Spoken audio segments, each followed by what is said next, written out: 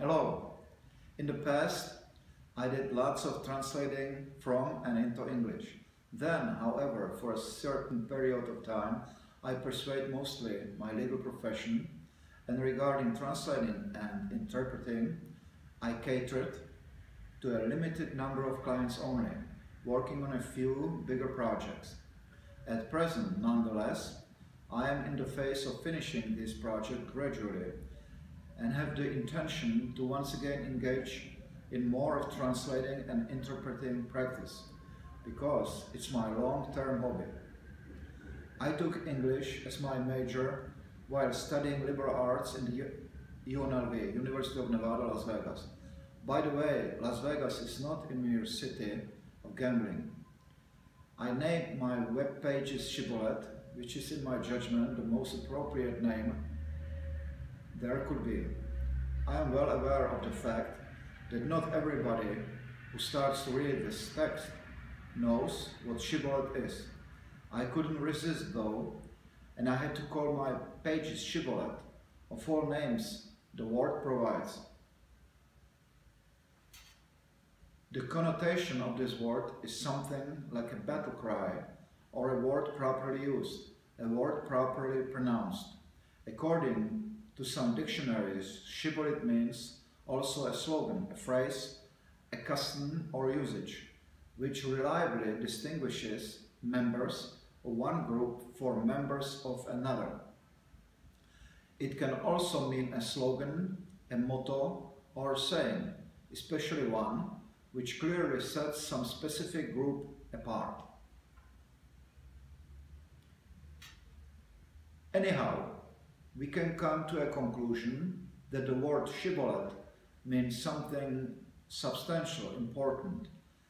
In this original meaning, proper pronouncing of this word even meant saving of life. Mispronouncing of this word meant death. How is it possible? Well, in order to find out the answer to it, we have to open the Bible and run through its pages a little bit. I am acquainted with the fact that this is not commonplace in our lands. If anyone does so, he or she will not regret it, and at least acquires further knowledge, such as what Shibboleth means. Now then, just very briefly. Once the nation of Israel arrived at the land of promise, and its leader Joshua died, this nation was led by respective leaders who have made their way to the top by various means. They were the charismatic military leaders, and because they administered justice to the people in its disputes, they were called judges. Israel didn't have a king in this period. Later on, Saul was anointed as the first king of Israel. The period of Judges begins with the death of Joshua around the year of 1375 before Christ, and ends with the era of Samuel, which began circa 1075 before Christ.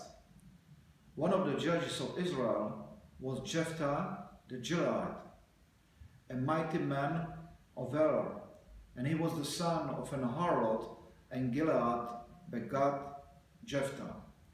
Now Gilead's wife bore him sons, and his wife's sons grew up, and they thrust out Jephthah and said unto him, Thou shalt not inherit in our father's house, for thou art the son of a strange woman. Then Jephthah fled from his brethren and dwelt in the land of Tob, and worthless men gathered around Jephthah there, and he became the leader of their freebooting gang. It came to pass in process of time that the children of Ammon made war against Israel.